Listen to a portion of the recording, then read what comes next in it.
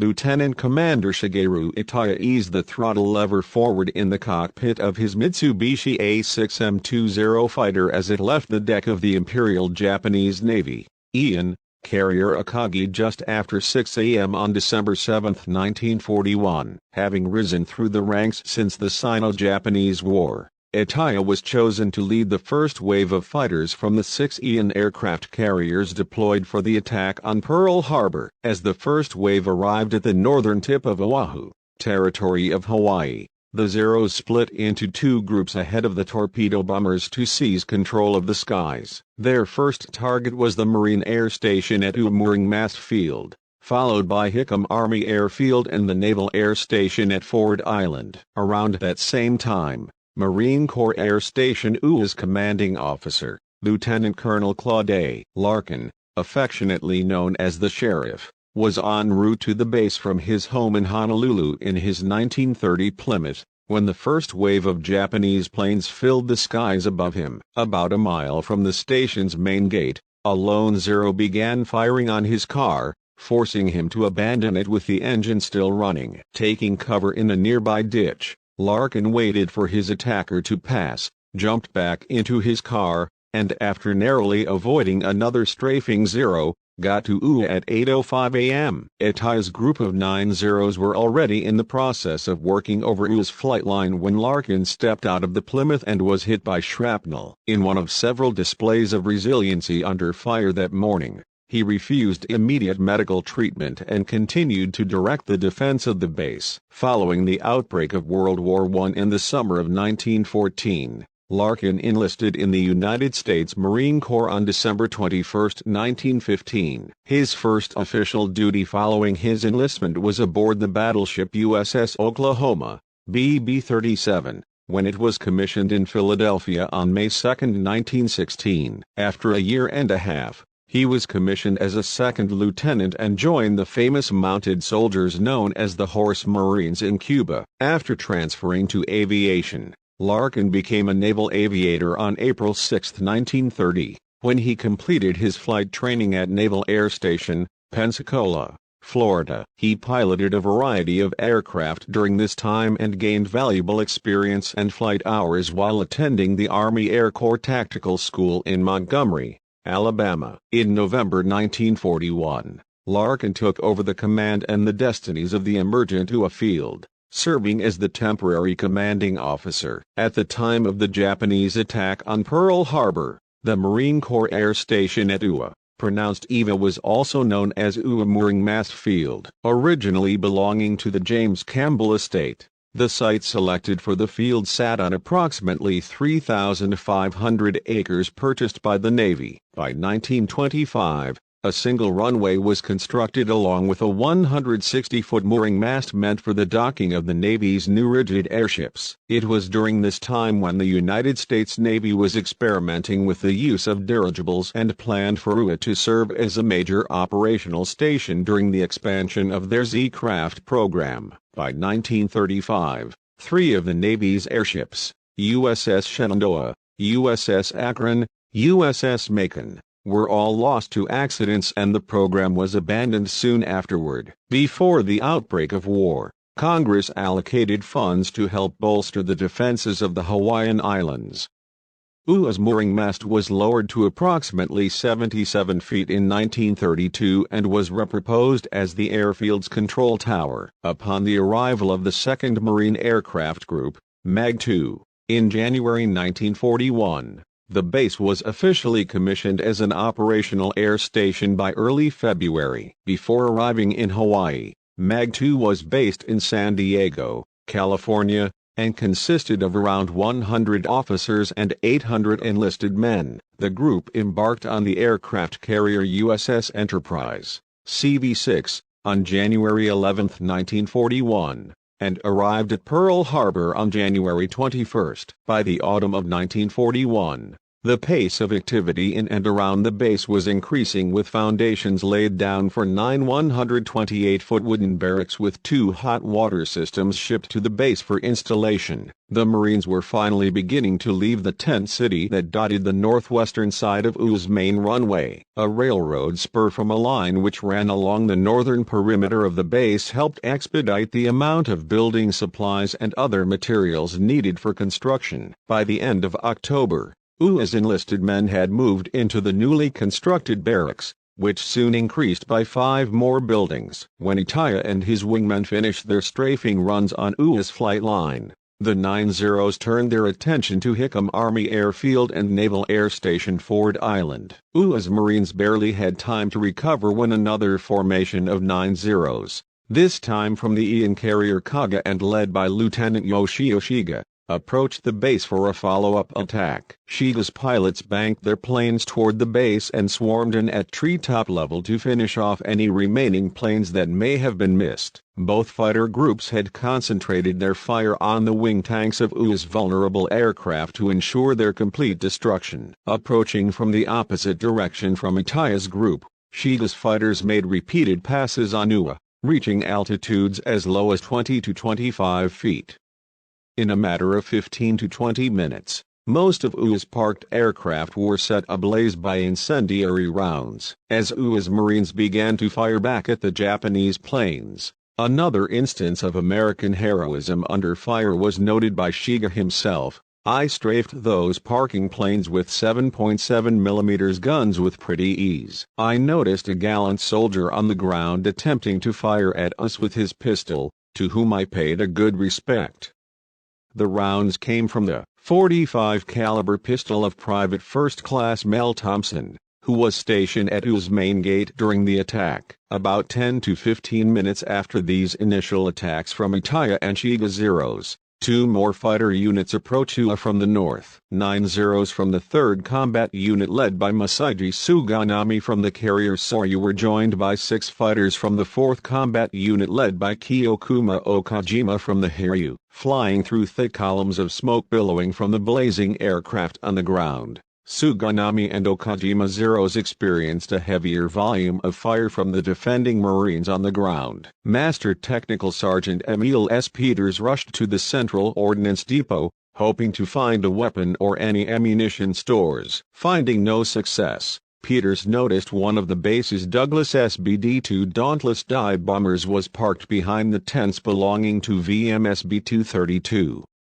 Private William Turner, the squadron's clerk, assisted Peters with getting .30 caliber belted ammunition for the rear gun position.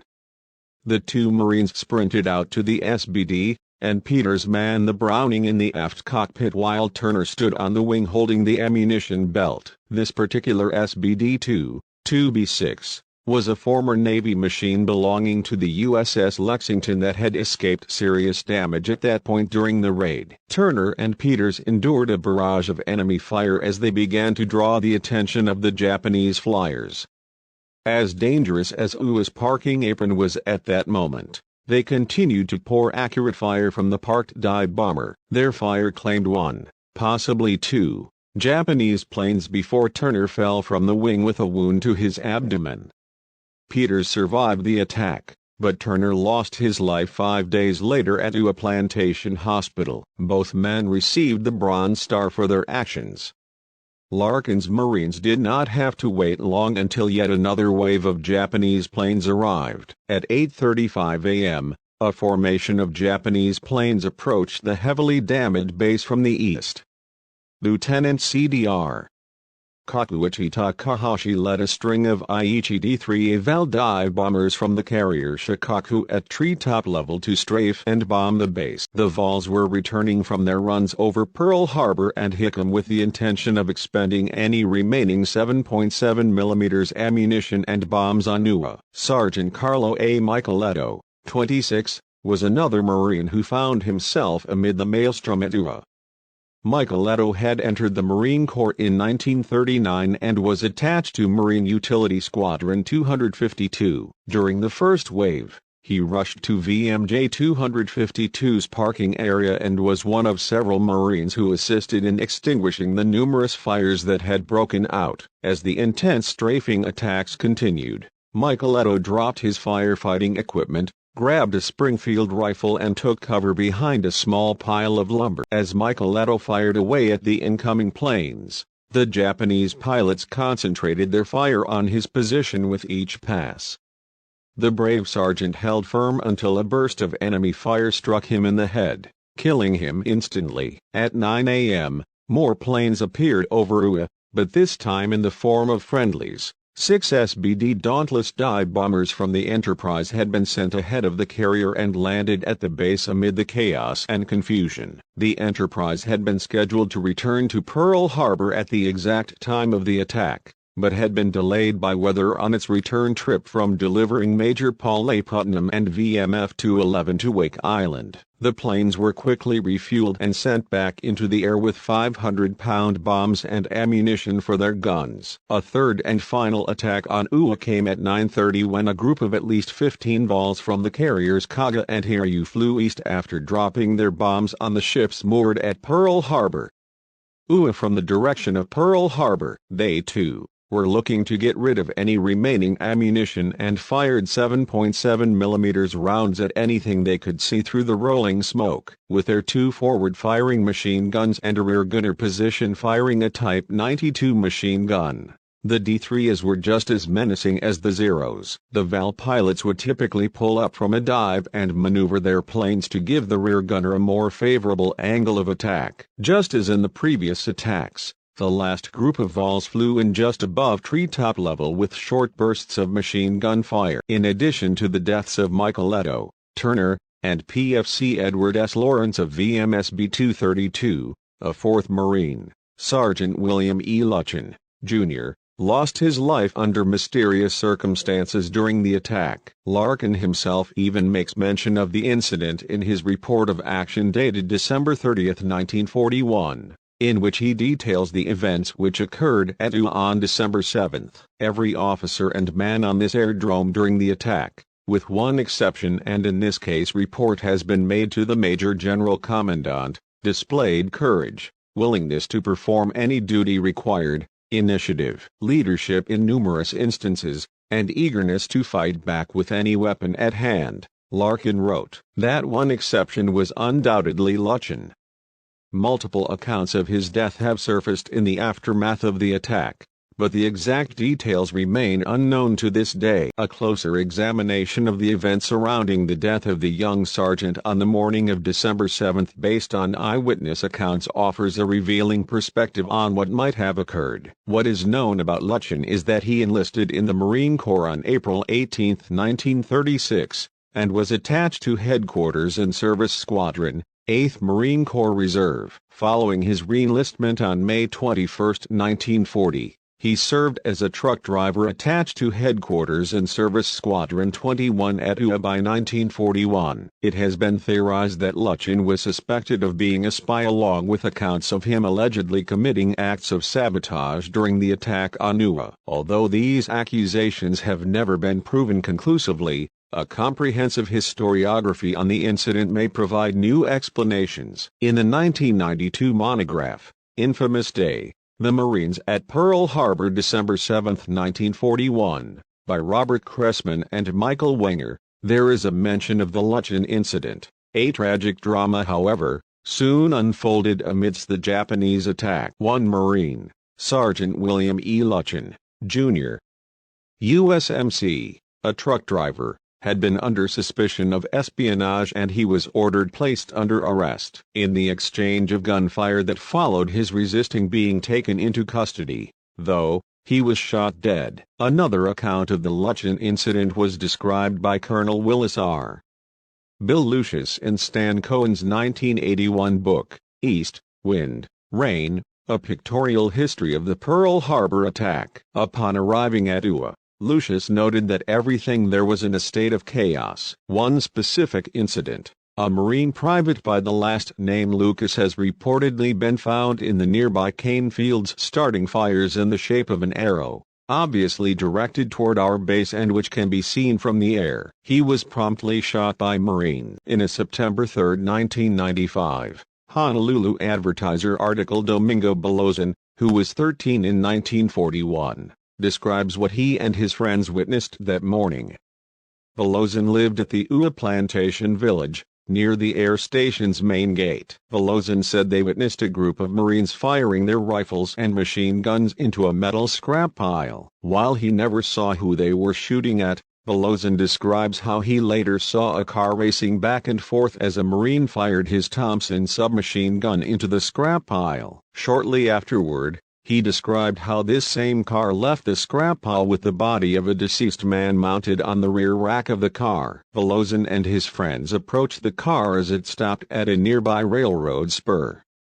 He goes on to describe how they asked who the deceased man was, and why he was killed by his fellow Marines. After further questioning of the Marines, including asking if he was a spy, they told the group of teenagers that the dead Marine's name sounded like a Sergeant Lucian. While Belozan's story is compelling, it does seem odd that these Marines, who are presumably the same group who allegedly killed Lucian, would simply stop with his body on the back of the car and answer such direct questions from a random group of teenagers. However, there are details in Belozan's story which correlate with the account described by Marine Corporal Albert Grasselli. Appearing in the April 1991 issue of Naval History magazine, Grasselli wrote a first-hand account of the events that took place at Ewa. Grasselli recounts the events from the moment he sprang into action, threw on his khakis, grabbed his Springfield 1903 rifle, and looked skyward. Grasselli was among the group of Marines who were gathered along Ewa's swimming pool as they fired at the incoming Japanese planes. As Grasselli recounted, I immediately headed for the nearest shelter, which so happened to be the freshly laid cement foundation for the new swimming pool. He also goes on to describe how he was a participant in the killing of Lucian. One instance which I will never forget involved the shooting of a fellow Marine. Shortly after the first attack, the duty officer gave orders to my tent mates to arrest one of our fellow tent mates who, we were told, was a German spy. Corporal Werner had lived and worked with us over the past 11 months. We had, therefore, grown very close. He resisted our effort to arrest him and opened on us. He was subsequently shot and killed. There were so many bullet holes in him that, thankfully, we never knew which one of us had fired the shot that killed him. In 2015, the Department of Land and Natural Resources released a 213-page application form which was a major first step in adding Ewa into the National Register of Historic Places. The Lucian incident is referenced in the historical section of the application and concludes that this Marine was cleared of spying charges posthumously, and was buried in a military cemetery in California. Following the attack, the entire military establishment along with the civilian population on the islands was in a state of chaos. The hospital tents in Ewa Field's camp area, which housed the sick bay and dispensary, had been set on fire by incendiary ammunition, and a large quantity of equipment and medical supplies were damaged by enemy gunfire. For 3 weeks after the raid, Ewa provided quarters,